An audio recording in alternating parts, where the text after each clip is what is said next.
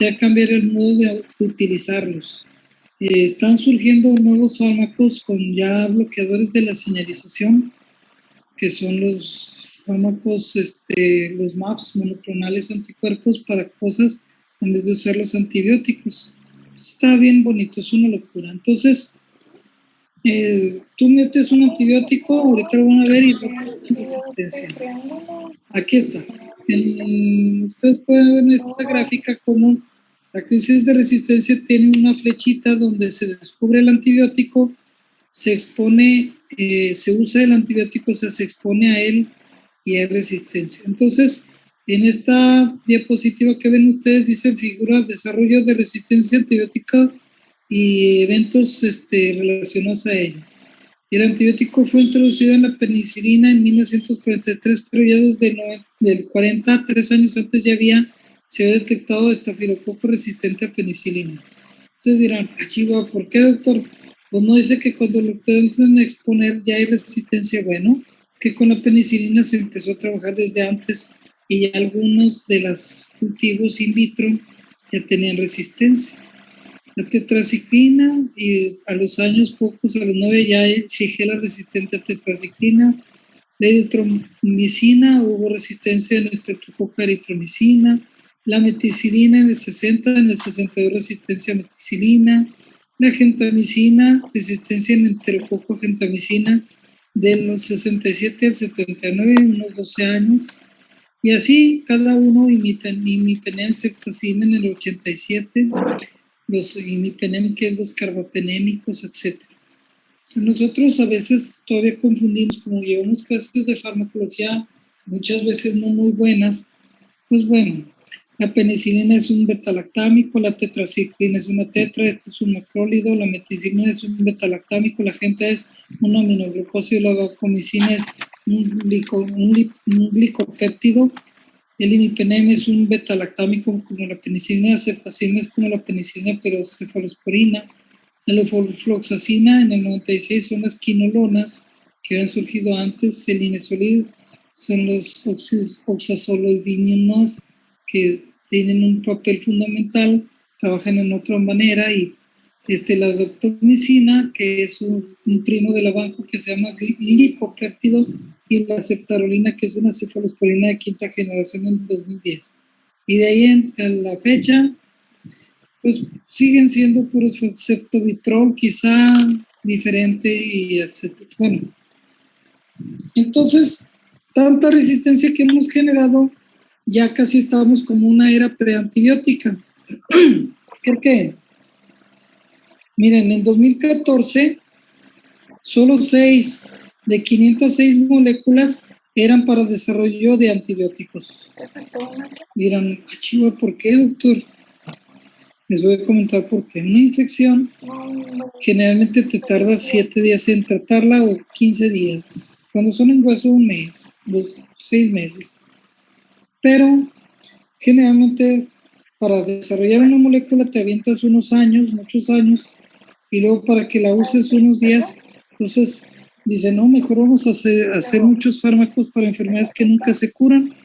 Y entonces hicieron fármacos para la artritis reumatoide, para cáncer y para moléculas que controlan el desarrollo de cáncer.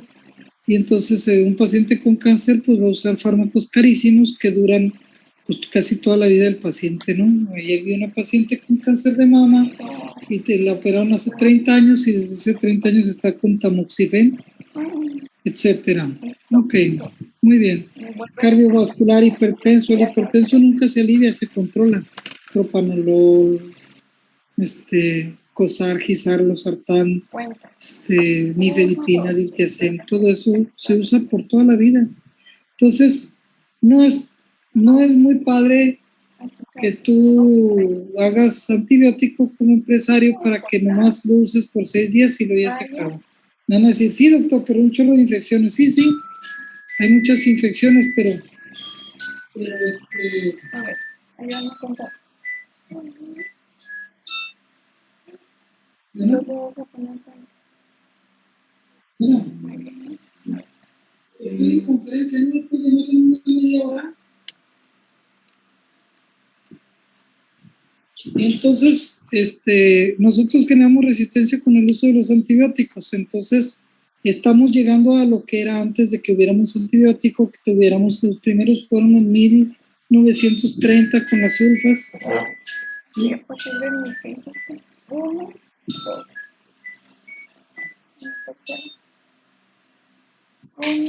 1.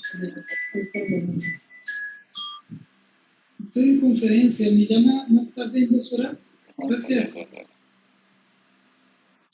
Es que a veces son pacientes graves, perdón muchachos. Bueno, entonces miren, ¿por qué se generan los antibióticos? Porque usamos excesivamente los antibióticos. Dolor de garganta, vete por una ceftriaxona, vete por una quinolona, ciprofloxacina, pésimo.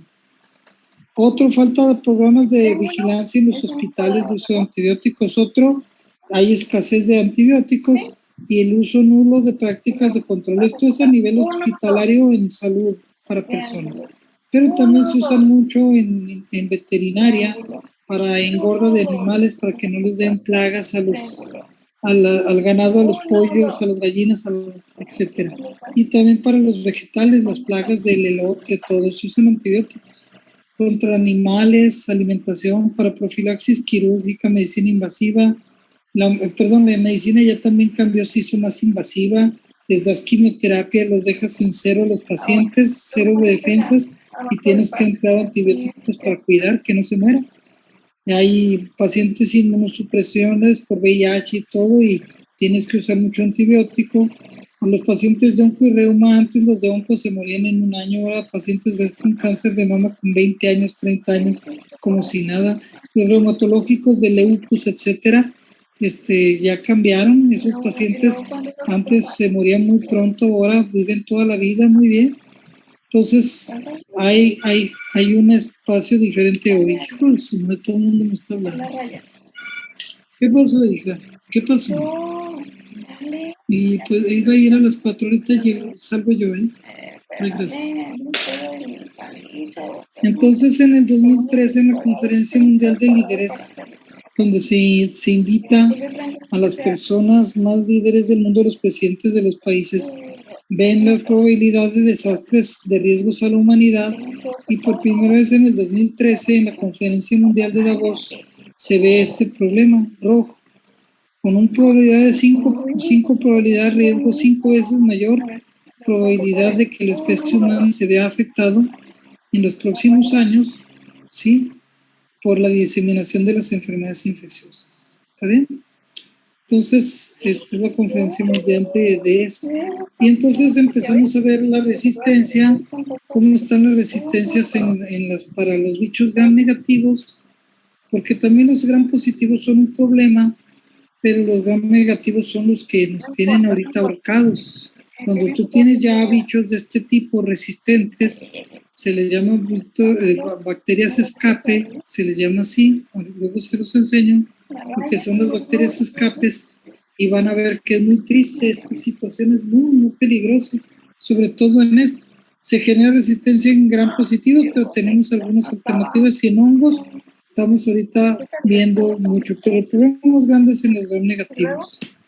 Entonces, este es un estudio donde vemos que ya muchos de los bichos pseudomonas, que son malandros, le decimos pseudomonas, pseudoleona, le decimos las pseudoleonas, 28% de las fueron en el 96, fíjense, ya eran resistentes a fármacos, tenían resistencia a fármacos.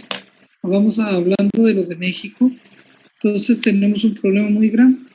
Y luego, ¿en qué consiste? A ver, este es del 2014, dice, en 4 hospitales de terapia intensiva en México se relacionan con alta mortalidad las especies con resistente.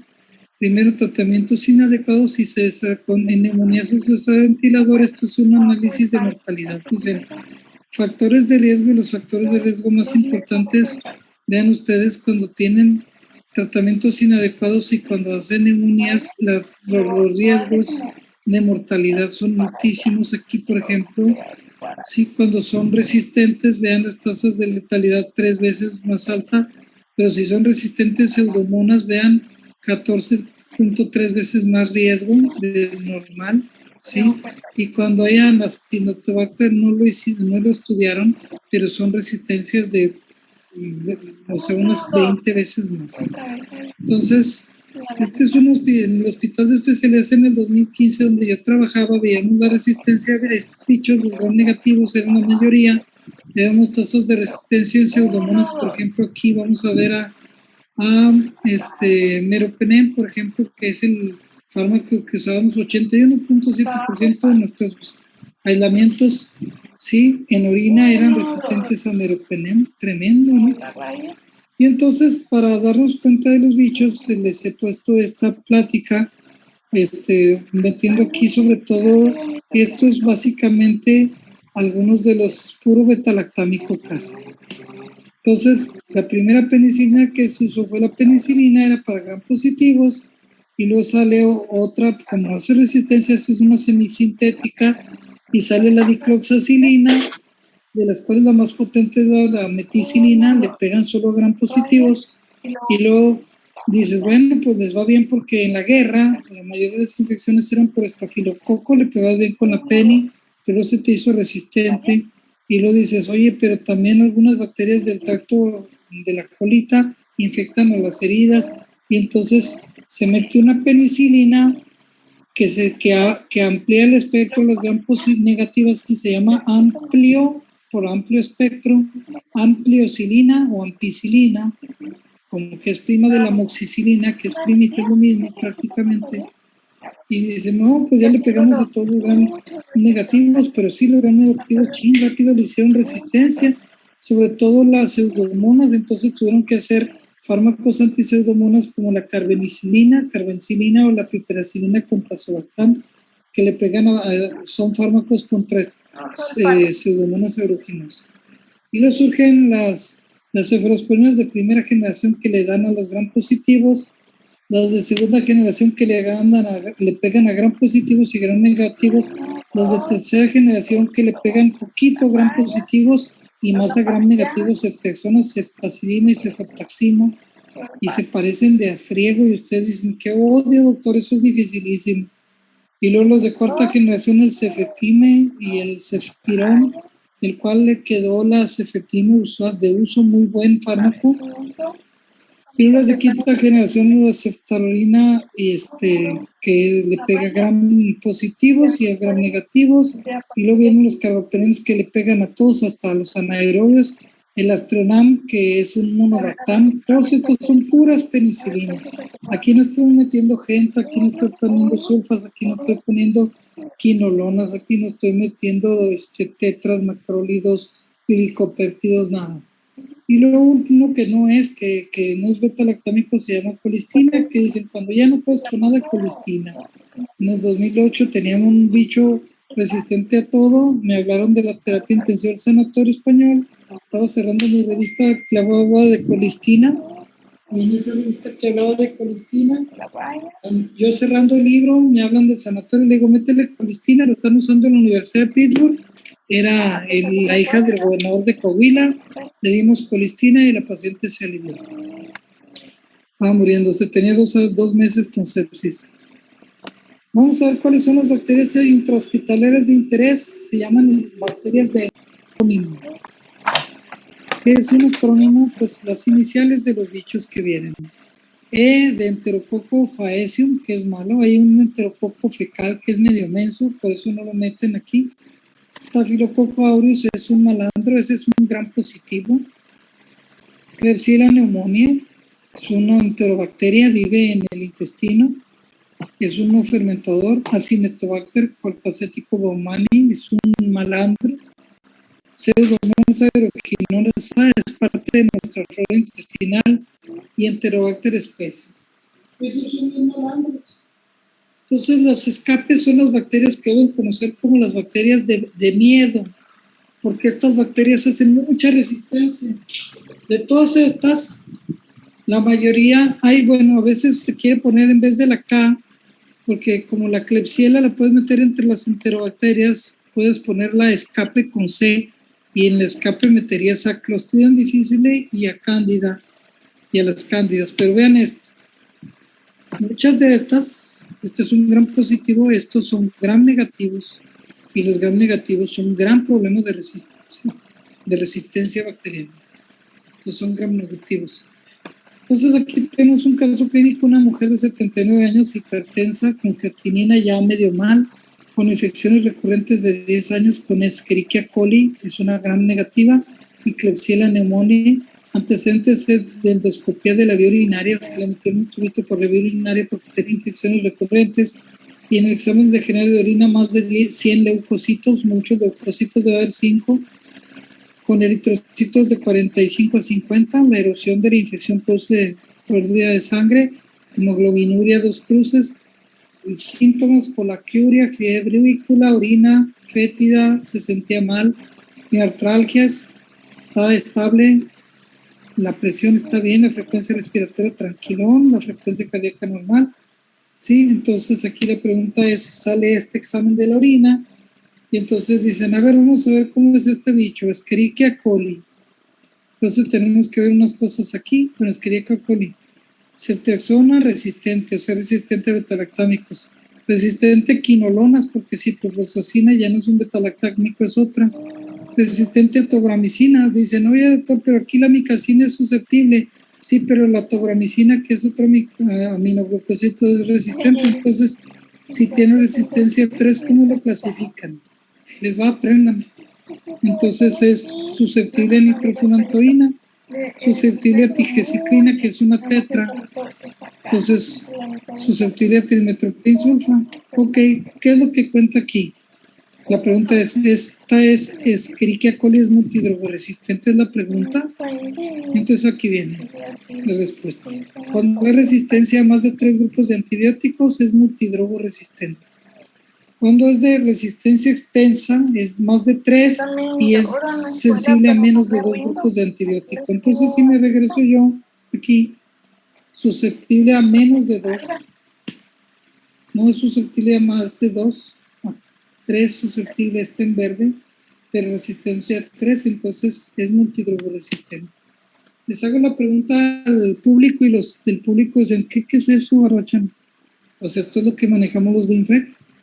Entonces ven, la resistencia es una multidrogo resistente y entonces desde ahí dices, está pesado este bicho, ¿verdad? Entonces desde ahí vas tomando tus alarmas porque ya le hablas al paciente y a los familiares y a los médicos, compañeros de terapia. Cuidado con este bicho, es malandro. ¿Está bien? Nos puede ir mal con el paciente. Consecuencias. ¿Qué consecuencias hay de multidrogoresistencia en gram negativos? Aquí está una Acinetobacter baumannii, aquí está una Acinetobacter susceptible y aquí está una E. coli que es resistente. Los que son resistentes vienen en gris y los susceptibles en negro. Vamos a ver, esta es estancia hospitalaria. Los negros son los susceptibles, 25 días, los resistentes 36.8 días de estancia hospitalaria promedio en la Acinetobacter baumannii. Vamos a poner aquí en estas Klebsiella pneumoniae y E. coli, 7 días de estancia hospitalaria en el que es susceptible y 11 días en el resistente. Ok, estancia hospitalaria más larga. Mortalidad. Vamos a ver mortalidad aquí en el Acinetobacter. El susceptible 4.3%, resistente 19.4%. Mortalidad casi 4 veces mayor o sí. ¿Sí? En este, mortalidad 9.1 en Klebsiella y E. coli, mortalidad 15.2%.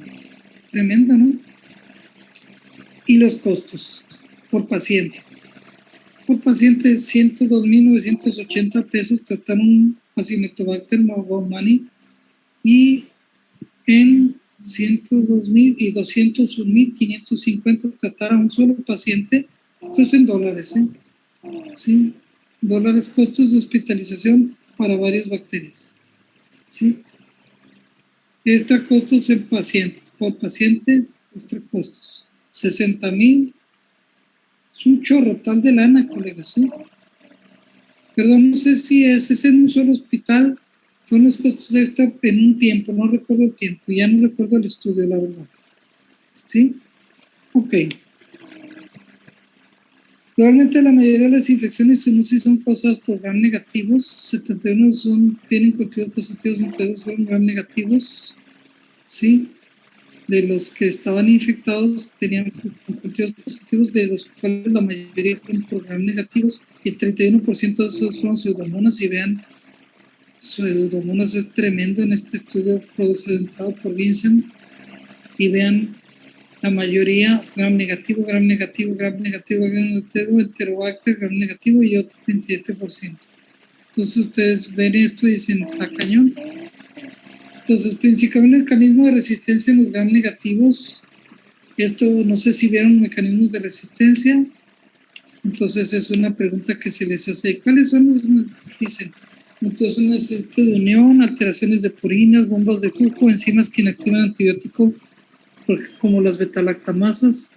Entonces, esto es pregunta. Yo les hago las preguntas en los congresos y la raza empieza a sudar. Les digo, no sufran porque yo no soy la autoridad del SAT ni les voy a cobrar dinero, y además no los voy a poner en ridículo ante sus compañeros, todos son médicos aquí. Entonces aquí la respuesta es, si alguien la sabe lo puede decir y se pueden equivocar ustedes y no pasa nada, ¿eh? ¿Alguien quiere decir alguna cosa? Sería la D. La D, muy bien. ¿Quién habló? Yo. Excelente, Ana Lilia, tiene razón. Son las beta-lactamasas, somos mucho beta-lactámicos, ¿sí? Por eso les puse el cuadro, los beta-lactamasas de gram positivos a gram negativos en el cuadro azul y rojo. ¿Está bien?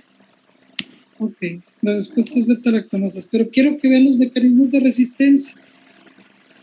O sea, esta es una bacteria y tú la quieres matar, ¿no? Entonces, estos son los mecanismos de resistencia. ¿Sí? Esta es una activación de las bacterias por enzimas, de los cuales los mecanismos enzimáticos son estos 4. Beta-lactamasas le pega a los beta-lactámicos. Otro, enzimáticos, que puede ser, estos son los enzimáticos, beta-lactamasas. Pero también hay cefalosporinasas, etc. Otros no enzimáticos, cambios que no son por enzimas, sino que la bacteria cierra sus poritos, o sea, viene el antibiótico así y el antibiótico no puede entrar, se queda afuera porque la célula cierra sus porinas y sus porinas son poros por donde entran los antibióticos, entonces los antibióticos se quedan aquí afuera y entonces el antibiótico no está modificado. Ustedes aquí van a ver antibióticos modificados, aquí no están modificados, pero no entran, se llaman old membrane porinas, cambios, se cierran los poros, ¿sí?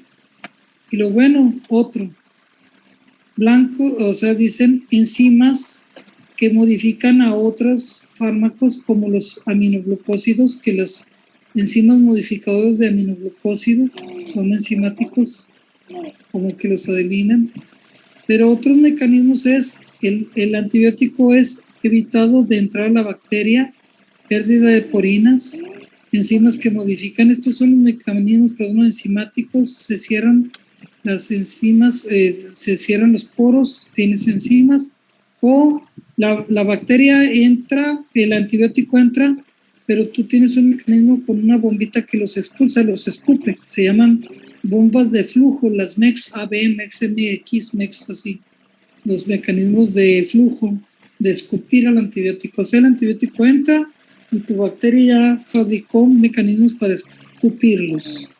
Entonces, las bacterias son bien malandras. Vamos a ver, en Pseudomonas vean los mecanismos de resistencia, tiene de todos. Cierran las porinas, modifican adelina, adenilan, fosforilan, acetilan a los fármacos, hacen mutaciones de las topoisomerasas en quinolonas que tienen bombas de flujo, ¿sí? Por integrones, por agentes móviles como plásmidos, etc. Entonces, ya está bien loca. Conocemos más de 600 betalactamasas, más de 600 betalactamasas que trabajan contra los betalactámicos, pero también hay aminoglucósidos, entonces tenemos enzimas que adelinan la gentamicina, la fosfolina, expulsamos a algunos fármacos, ¿sí? Entonces, tenemos los mecanismos de defensa, que son los mecanismos que dejemos mutaciones del sitio de unión al antibiótico, ¿sí? Por ejemplo, las alteraciones en las quinolonas, alteraciones de las porinas no entran, las bombas de flujo los expulsan, o las enzimas que inactivan antibiótico, como bien dijo Ana Lilia, beta-lactamasa. ¿Sí es? ¿Eres Ana Lilia, hija? Sí, doctor. Beta-lactamasas. Enzimas porque usamos un chorro de beta-lactámicos, ¿ok? Pues ahí están los beta-lactamasas, es el más importante, ¿no? Para cefotaxina, temorinas, las serinas, los oxas, los imipenemes, verona, imipenem, metalo-beta-lactamasa, los GIMS, no, todo eso. Un día hablamos de cada una de ellas, es una locura cada uno de estos temas.